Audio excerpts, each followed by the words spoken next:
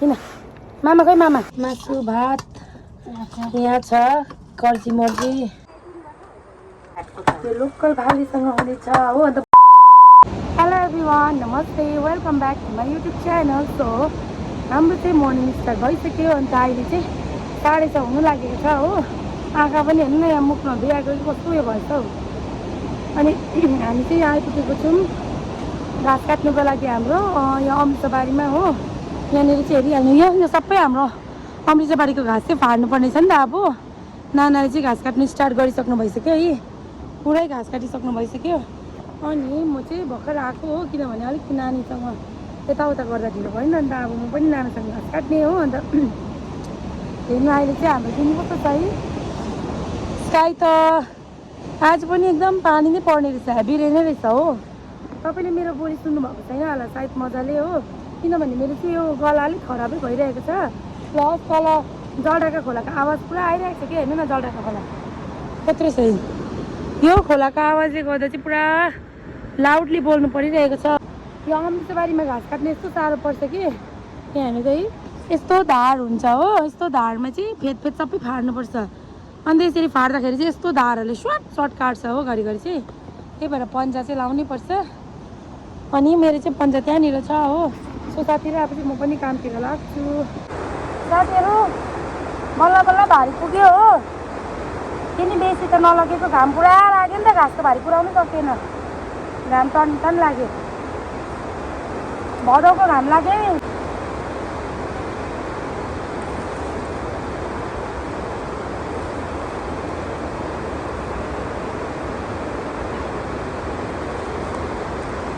भारी त हल्नु नै छ त हौ पुगेन रहेछ आज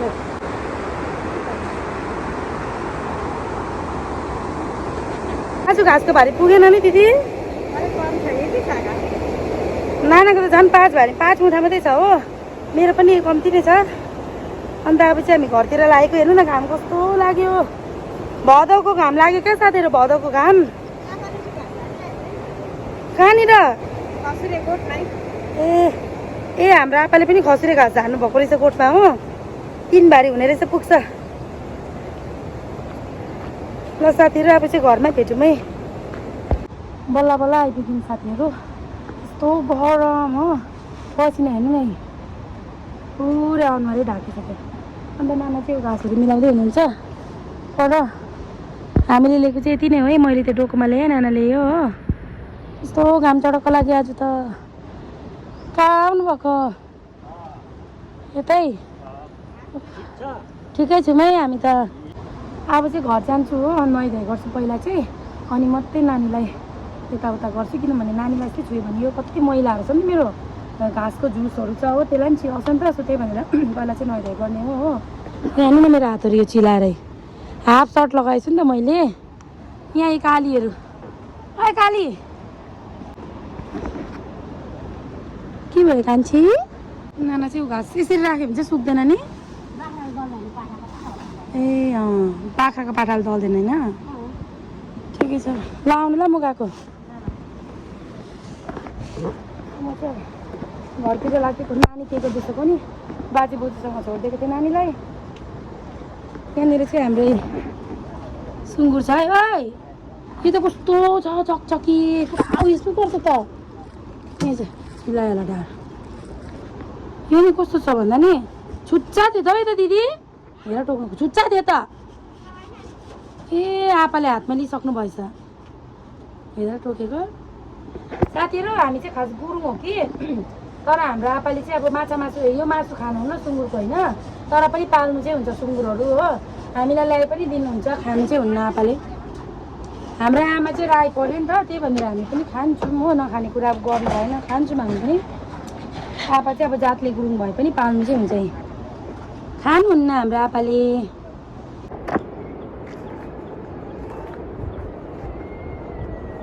कस्तो छिटो सुक्छ ढुङ्गामा नि लुगा ढुङ्गा तातेर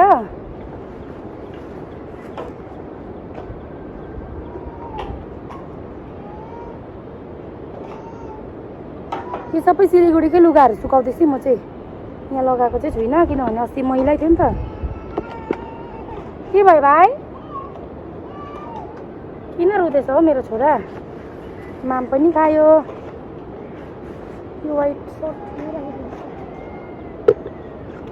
सो साथीहरू हाम्रो चाहिँ यहाँ लन्च टाइम हुँदैछ हो मिस्त्री दाजुहरूकै मिस्त्री दाजु खानु हुँदैछ उता मेरो भाइ नानाले पस्किनु हुँदैछ मलाई पनि पस्किनु मिठो भएछ दादा एक ताल मजाले खाएर देखाउनु त बोसुलु मासु भात यहाँ छ कर्जी मर्जी के भन्छ हौ कर्जी मर्जी त भन्छ है यहाँनिर चाहिँ छ लोकल टमाटरको अचार हो अन्त यस्तो खाएपछि कहाँबाट घाँटी नसुकोस् है मिलाएर खानुपर्छ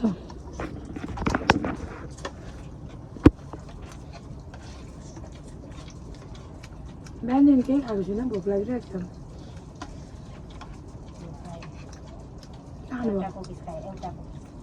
मैले त पानी धरि खाएको थिइनँ पानी खाए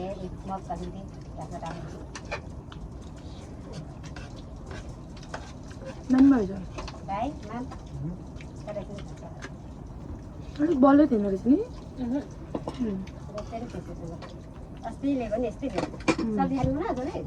अलमासु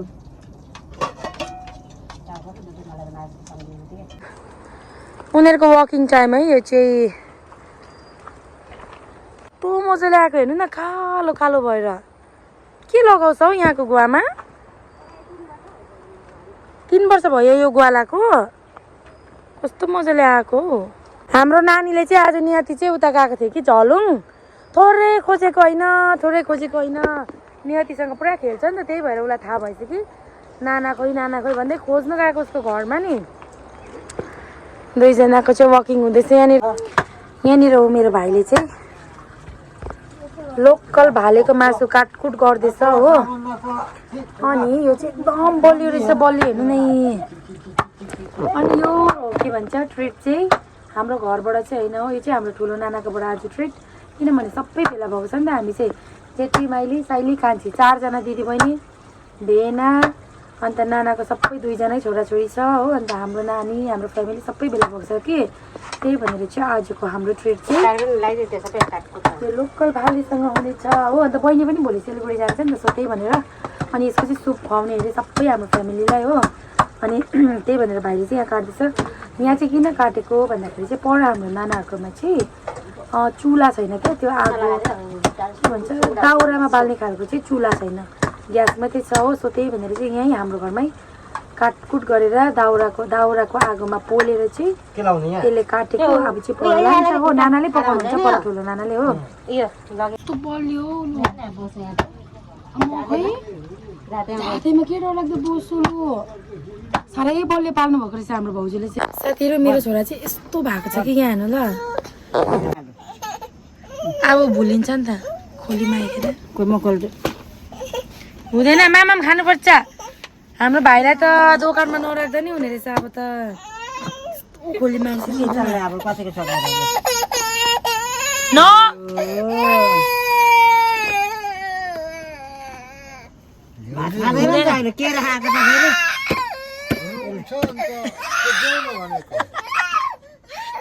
बाजे खाना खाएको छैन नि त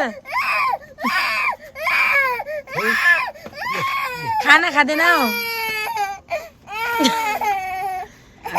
बाजे बोजूको मायाले बिगार्ने रहेछ छोराछोरी चाहिँ झन् चिकन सुपसँग माम खुवाउने भनिरहेको छ भात खाँदैन नि आपा भात खाँदैन नानी ब्याड हेबिट तपाईँहरूले बिगार्ने रहेछ नाता नातिनीलाई चाहिँ हुँदैन हौ अब बोजूलाई खानु दिन्छ है त्यही भएर बाजेलाई मन पराउँछ नि लु भाइ यहाँ मलाई दिँदैन दिनुहोस् अब हात झट्टाएर मलाई दिनुहोस्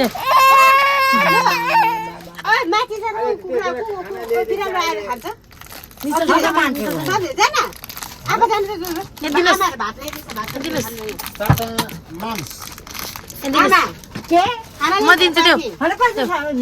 भाइ म खोलिदिन्छु खोलिदिन्छु नि छ यस्तो छ कि छोराले चाहिँ अघिदेखि खान थाले कि अन्त उसले चाहिँ अलिकति बनाइसक्यो हो अन्त आमाले यहाँ खानु हुँदैछ म पनि यहाँ खाएको किनभने नानीले पुरा वाक्कै लाग्यो हो आमा आप्पासँग खानु बसिहाल्यो अन्त त्यही भएर म पनि खाँदै उसलाई खुवाइदिन्छु भनेर यहीँ नानाले ल्याइदिनु भएको छ सो यो चाहिँ हो मेरो यहाँहरू त मम्मा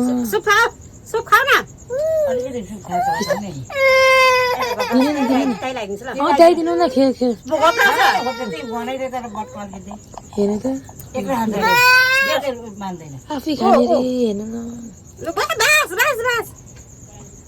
सो यो चाहिँ हो मेरो लोकल कुखुराको सुप हो यो चाहिँ हो यो चाहिँ मेरो राइस अब चाहिँ म माम खान्छु